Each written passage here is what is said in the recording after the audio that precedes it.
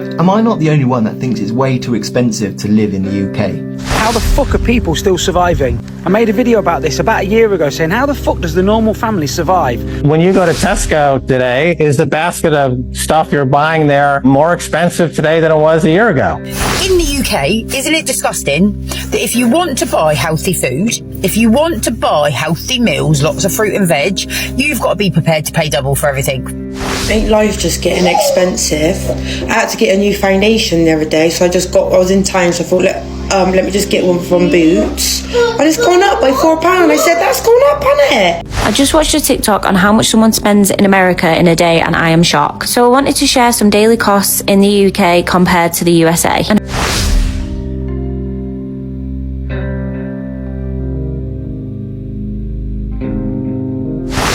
I don't want to cook dinner anymore.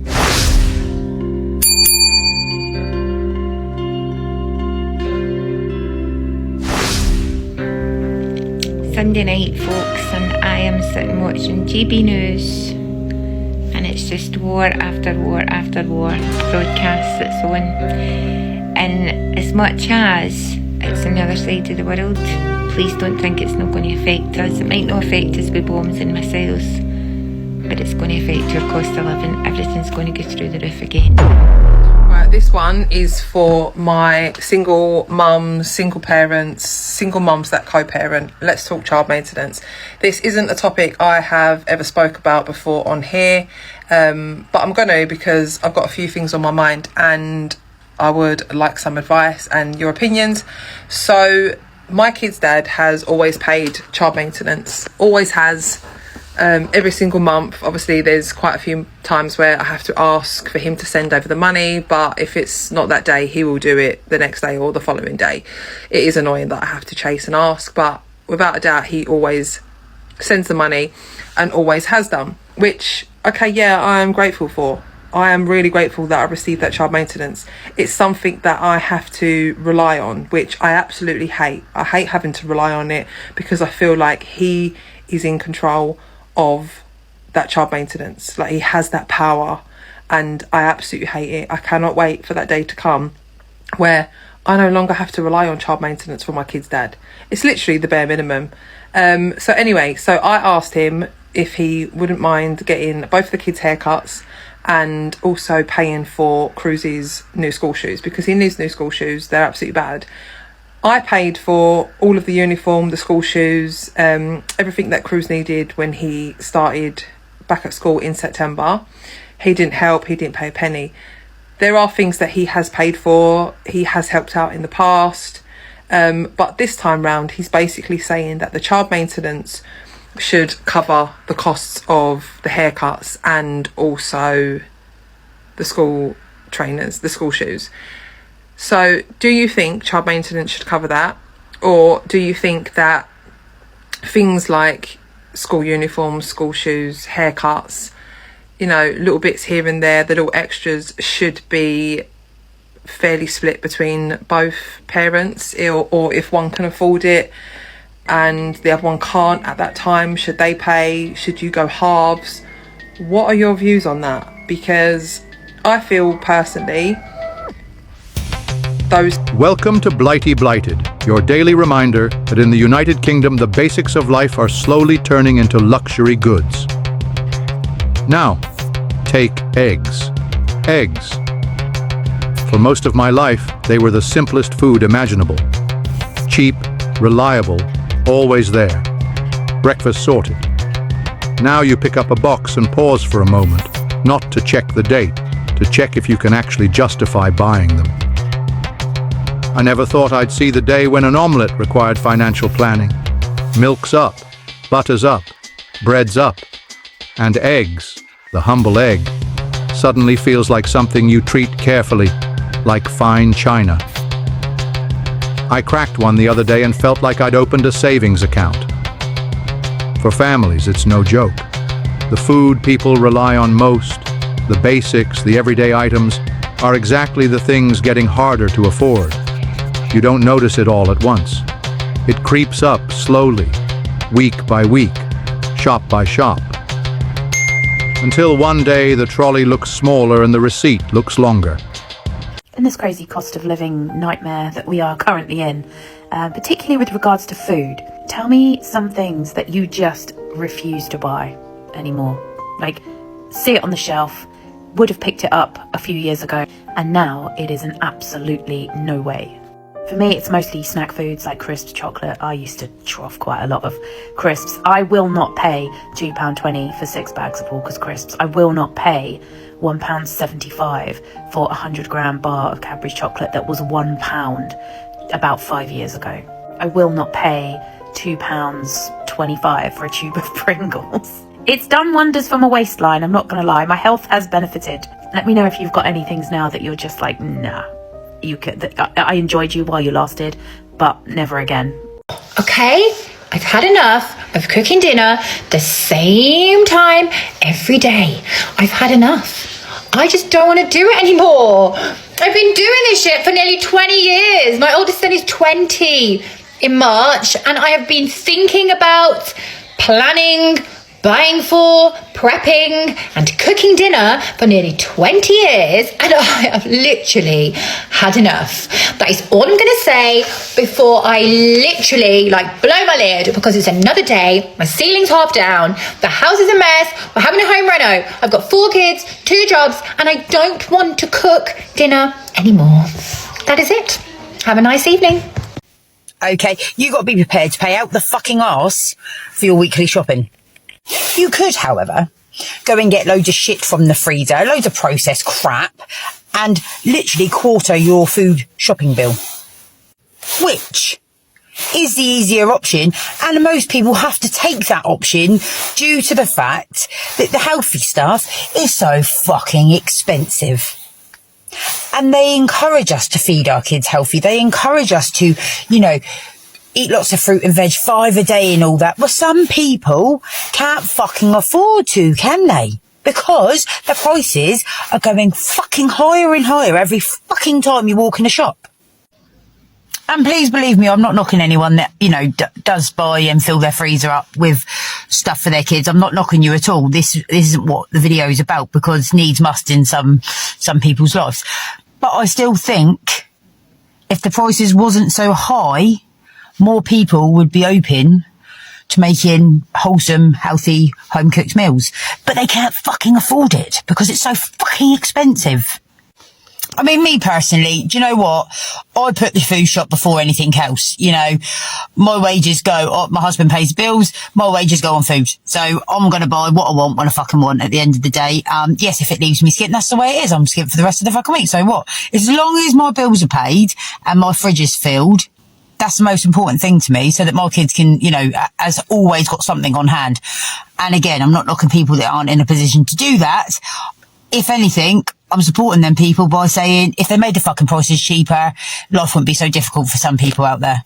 Hopefully this reaches some Americans so we can compare. My average weekly spend for a food shop is around £50 to £100. That's for me, my husband and our baby. I do shop in Aldi, which is a budget supermarket, but I'd love to know what this would cost in like a Walmart or something. And then average spend on a meal out would be between £50 and £100 for me and my husband, including drinks. Or if you go to Spoons, it'd only be about £20. I feel like in America, it's the alcohol that costs so much money. I'm also interested if baby formula is any more expensive in the USA. Over here, I can get this tub from Aldi for $6.99 and it lasts about a week. And I know the biggest difference between the UK and the USA with having a baby is that it didn't cost me anything to give birth. I see these crazy videos explaining how much it actually costs in America, whereas in the UK, you don't pay for anything and you also get all prescriptions for free and dentists for free for over a year. So if you're from America and you see this video, please comment and let me know if you think these costs are crazy. But like £4, she said, yeah, ours. I said, it was expensive anyway, do you know what I mean? But I really like that one, but why should I have to change, do you know what I mean? And then I had an email and, my dental plan's going up, monthly price. It's like, what ain't, do you know what I mean? Dreading the council tax bill. I don't have to pay it being a student, but I've got to pay it now. Because I'm not undergraduate. That's gonna be a kick in the teeth. Tell you, mate, when April comes, I'm already like, ugh.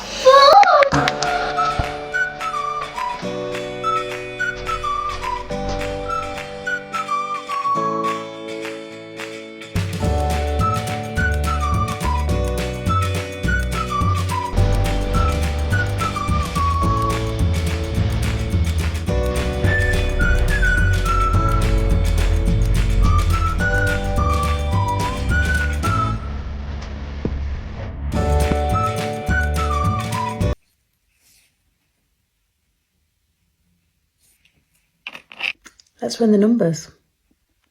2 parents working full-time on minimum wage, bringing roughly 3,400, 3,500 a month. That's including child benefit for 2 kids. Rent outside of London, £1,100 per month. Food for 4, 600. Nursery fees, childcare around 700. Energy, council tax and water 400. 200, 300 transport. That's most of it gone. And when you haven't even got to clothes, school costs, anything unexpected. 2 adults working full time are completely squeezed. The problem isn't effort. The problem is the maths. And the numbers say it all. Let's not just say, go and get a better job. These are people that are working in retail, in shops, serving customers every day, people that we rely on, all on the minimum wage. I firmly believe we should run our products into the ground.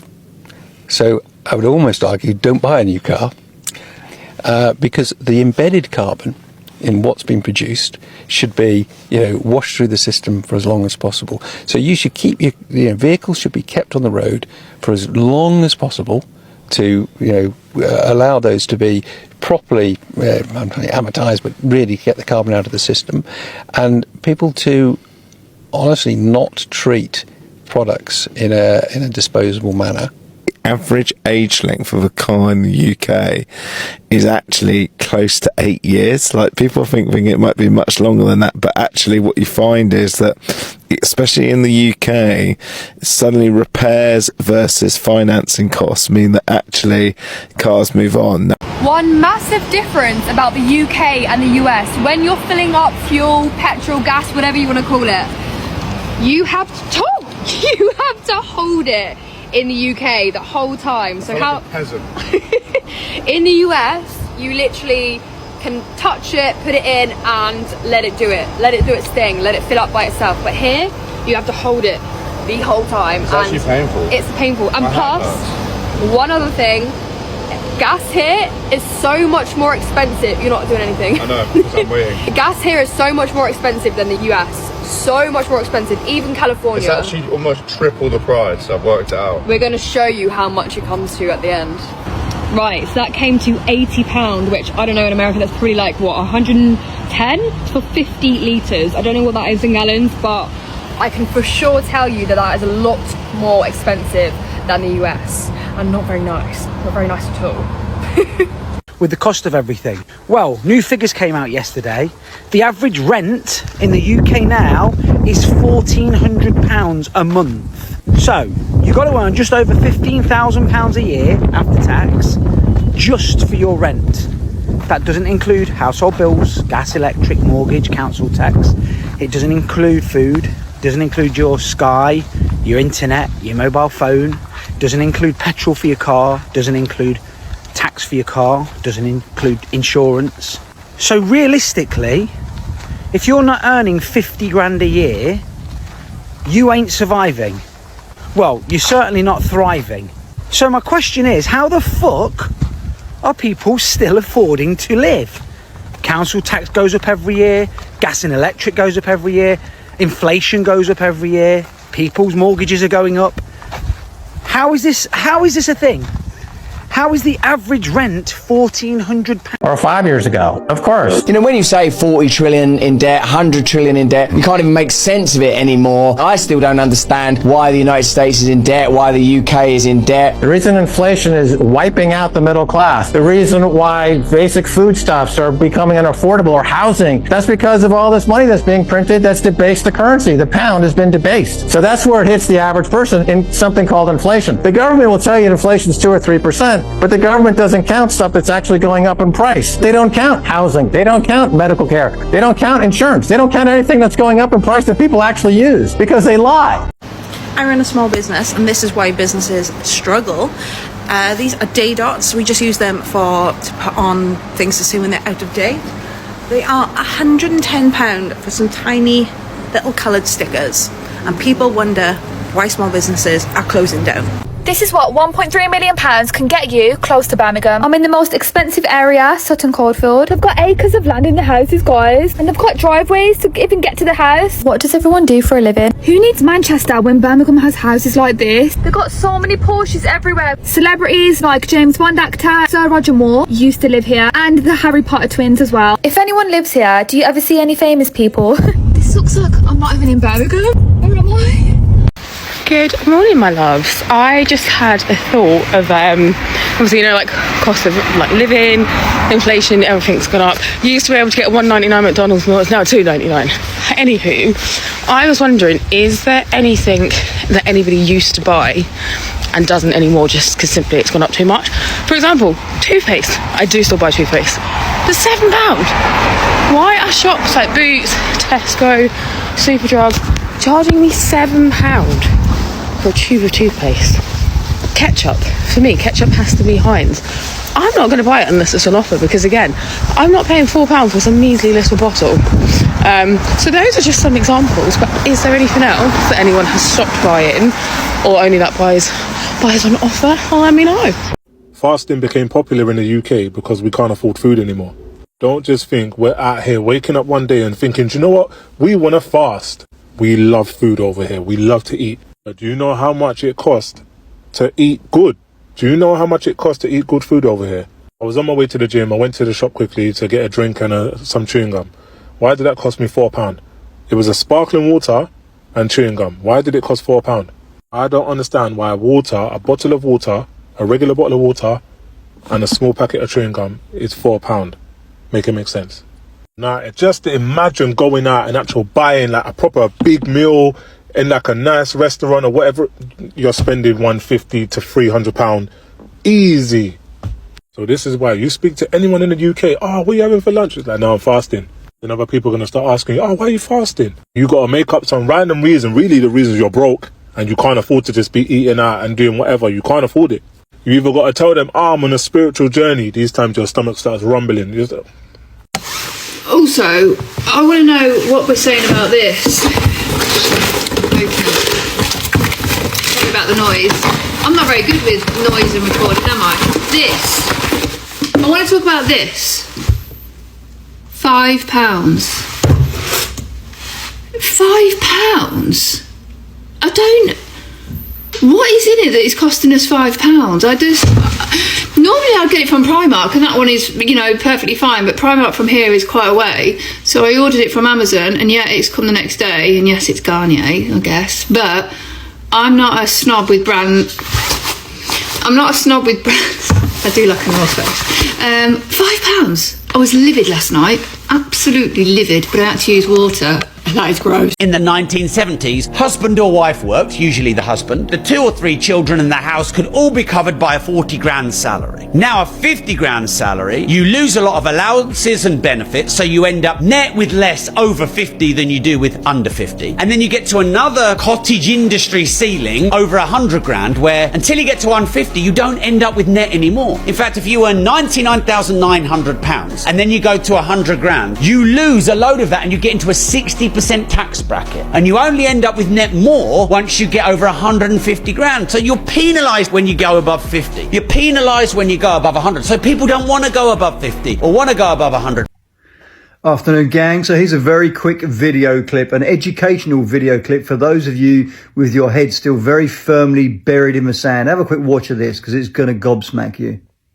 Shortly after I came to this country, you enthusiastically elected one Tony Blair, who threw open the borders of this country. And if you think that's an exaggeration, you probably don't know that more people came into this country under the Blair government than had come into Britain between 1066, the Battle of Hastings, and 1950. More people came into Britain in 11 years under Blair than had come in 9 centuries. That's the scale of immigration we've seen. He's not lying. That's an actual fact.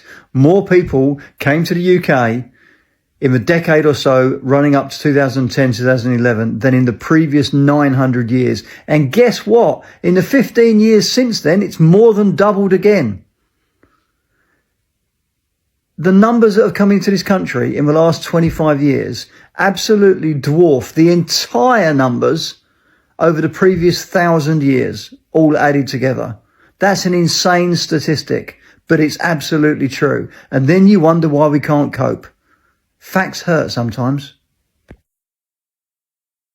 I'm going to just say this. The last time I was in the UK was 6 months ago, and London about 2.5 years ago. And you know something? This is probably one of the most expensive countries that I've ever visited. So close to home as well. Like, everything is just so dear. Coffees, breakfast, shopping, taxis, everything. Even the metro has went up in price from the last time I was here. You know, if you go into a supermarket, you're spending, you know, just even for a chocolate bar, about £2.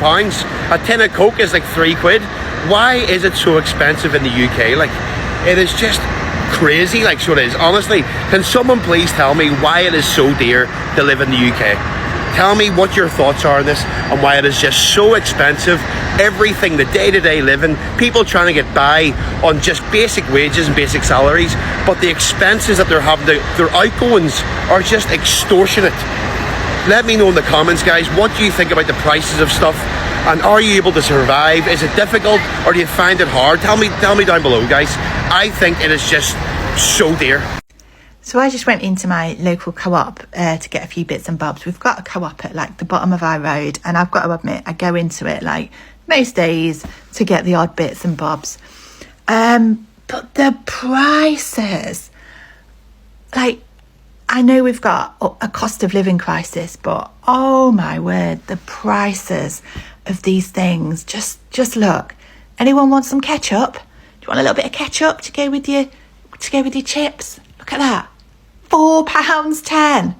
£4.10 for just a standard size ketchup. But it gets better. Just watch. Would you like a chicken? A nice roast chicken? One of these chickens? Guess how much? Not even a large chicken. It'd probably feed a family of 4 if you're lucky. Ready? £7.15. £7.15 for one chicken. £7.15. Oh my goodness. And do you want some gravy to go with your chicken? Some gravy, maybe, to go with the chicken, you know? Bisto. Low price. £4.30 for some gravy granules. £4.30. Bisto was like, remember that advert of that family sat around the table? Bisto. Bisto. No, not at £4.30. Low price. And then maybe, you know, it's getting a bit cold outside, isn't it? We've got snow forecast and stuff. Maybe the kids want a hot chocolate. You know, maybe. Let's get some hot chocolate. £6.20 for some instant hot chocolate. £6.20. You go in, buy those 4 items and spend over 20 quid. That's from the co-op. These prices are daylight robbery. How? £6.20 for some hot chocolate. That is crazy. And then maybe you've got a dishwasher. Maybe, you know, you shove your plates and stuff in the dishwasher after you've cooked your £7 chicken with your £4 gravy. Let's buy some dishwasher tabs, shall we? £13. £13. I don't even know how many you get in. You probably get like 20 dishwasher tablets in there for £13. Like, it's crazy prices. What income do people need to be earning to be able to buy this stuff? It's absolutely bonkers. It's getting ridiculous now that I'm thinking of moving. I've actually totted up how much it costs for me to survive, okay? For me to support my family in the south of England, okay? Right, and this is ridiculous. All throughout history, men have been able to be the breadwinners of the household. Even the lowest classes could afford a house and have a family, a wife, kids, and give them some food. Why can't we do it now? It's madness, right? Okay, this is how much my costs are. I've got one wife, only one, and 3 kids, okay? And I'm the breadwinner, subhanAllah. Right, we're ready. So my rent is £1,700, right? Council tax, £246, okay? Gas and electric, about 250, it matters, you know, whether it's winter or not. During the winter it's 350 plus. Water, about 30 quid a month. Internet, 50 quid. To be fair, I've got expensive internet for my job, okay? And I work from home. Food, in between £500 and £600 a month, and that is like without many treats or anything. So for me to survive, right, and actually be the breadwinner in my family, I've got to earn £2,776 a month. That's mental, bruv. That is ridiculous, right? Do you know why? Because what's that? Let's work out the salary of that. I'm just going to pause. So it's about 34,000, just under 34,000 a year.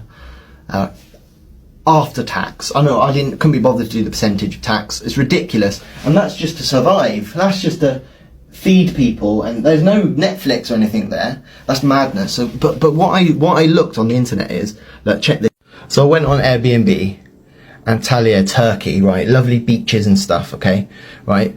I did 4 guests, obviously because of me, right? For a month, right? Look at this, 700 quid. Yes, please. £1,000 a month. No council tax and gas bills there, mate. Look at this, mate. Do you want to live there? Right, that is less than my rent and my bills combined. Right, you get your own swimming pool. Lovely little house. Look at that. Beautiful. Look. Kids for the 2 kids I've got. Oh, brilliant. So I think I'm going to do it. I think I'm going to go travelling with my family. My kids are young enough. They've not gotten to school yet. So, yeah, I can work from home, so I can work anywhere in the world. So why am I paying that much money just to survive in...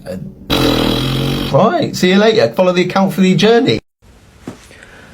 This is for anyone on the co-parenting, single mum train. I have 1 day a week. I have a Sunday where my little boy goes to his dad's at 5 o'clock and I have a shower. I shave my legs. I wash my hair. I shower every day, don't get me wrong, but I don't wash my hair and do it like this so it can be curly for the week at work. And today my little boy's dad is too sick to have him. Now it doesn't matter when I was sick and I was lying on the bed and my little boy was next to me on his iPad and opening up my eyelids to say, "Mummy, stay awake, Mummy, stay awake." That didn't matter, did it? No. So, yeah, I am being a little bit selfish, but I have 1 day. And I'm just sitting here thinking about all the families that I support and work with who are already being strangled by the cost of living crisis, and it's tragic. It really is so tragic. If you're a petrol or a diesel driver, I would go and fill your car up, because the prices are going to go through the roof over the next couple of weeks. That's a given, a dead cert given.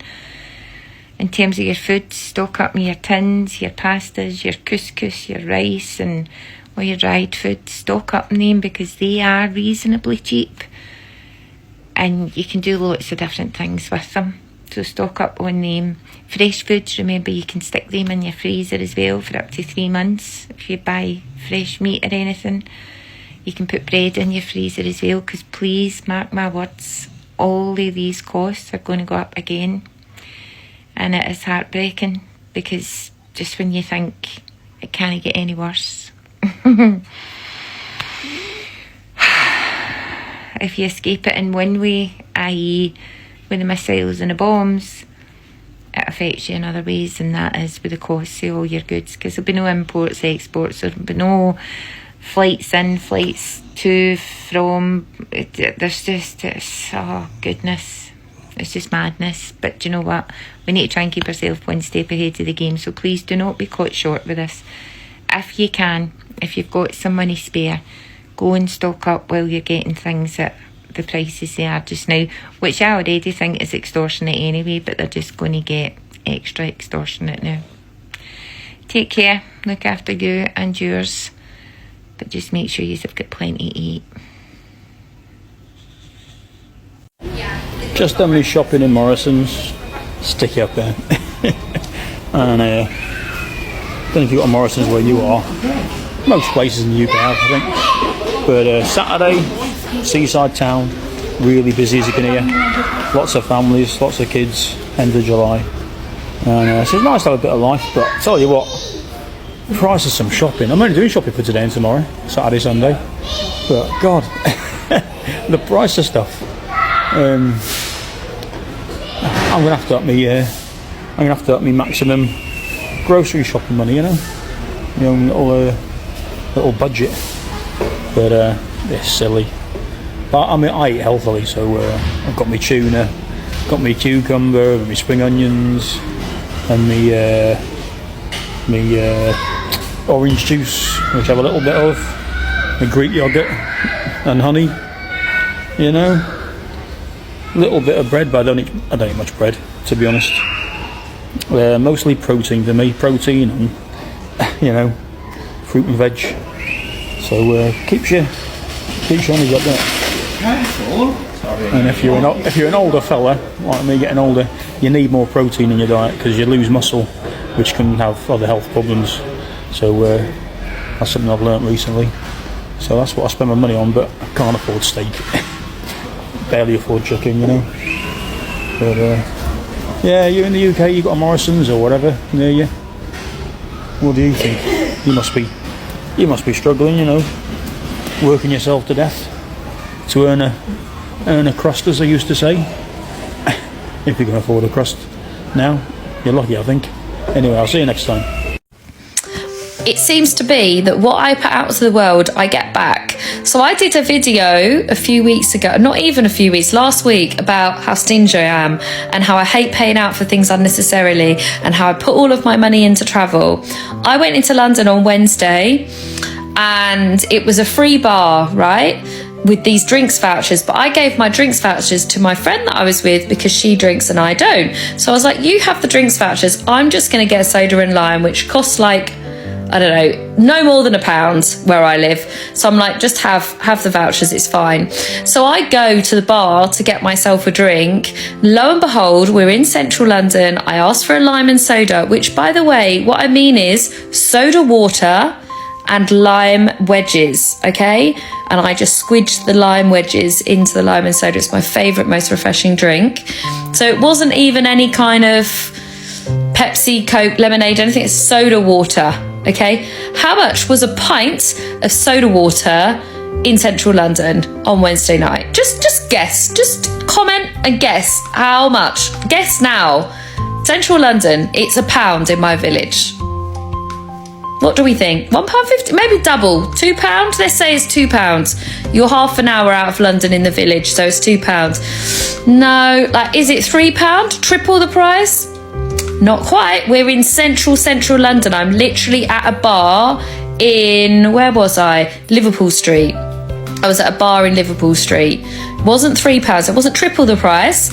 It wasn't 4 times the price. It was £5.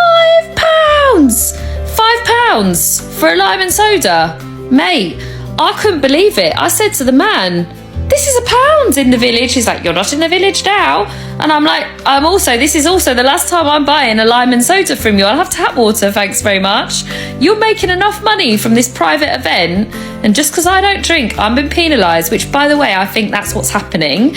I think what's happening is the bars have cottoned on to, people don't drink anymore, let's hike up the prices of non-alcoholic drinks because that's how we're going to make our money.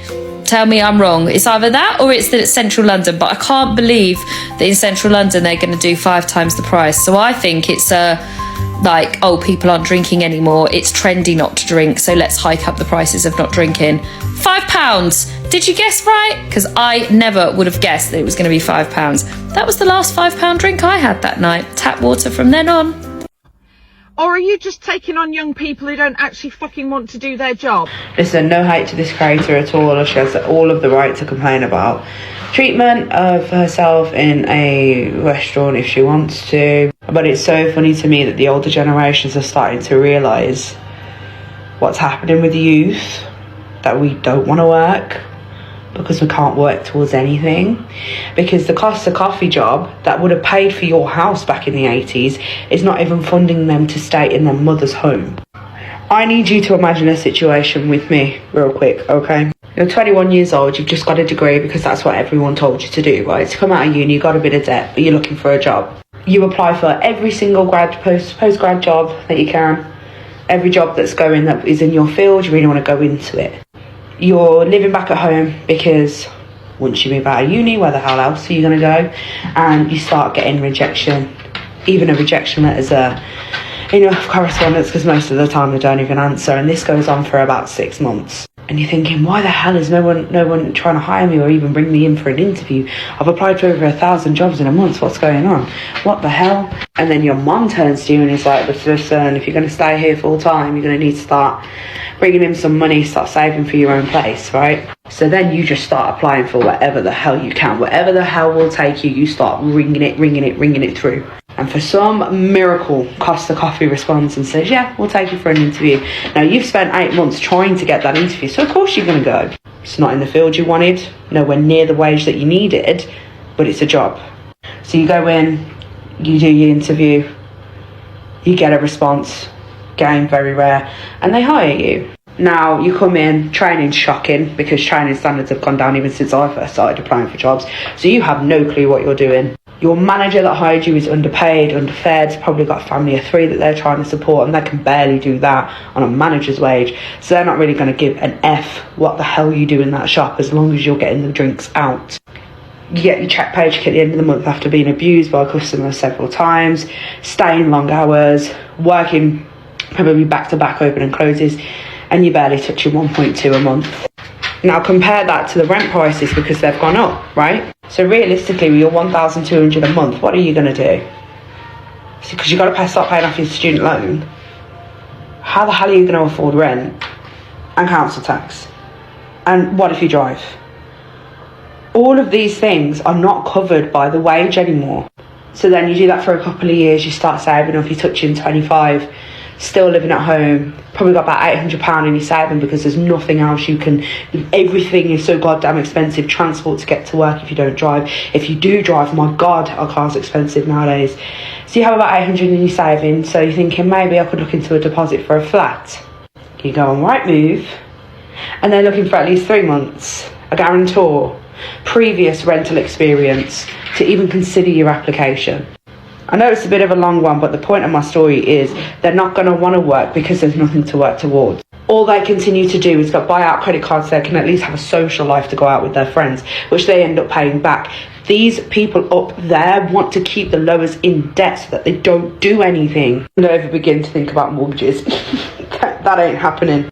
And then some woman comes onto TikTok who's probably, got a house, decent job, pays the way, got a car, understands what to do with money, and starts slagging off the fact that you want a little bit nicer to her when she came in. It's Back in the day, if times were tight, you could still rely on simple food. Eggs on toast, bit of soup, that sort of thing. Now even the fallback meals are starting to feel expensive.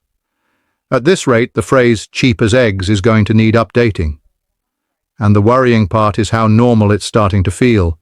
People quietly adjusting, cutting back, swapping things out. But when the basics become difficult to afford, that's usually a sign something deeper isn't quite right. A country where eggs feel like a small luxury has clearly taken a wrong turn somewhere. Cheerio. And I will see you all in the next video.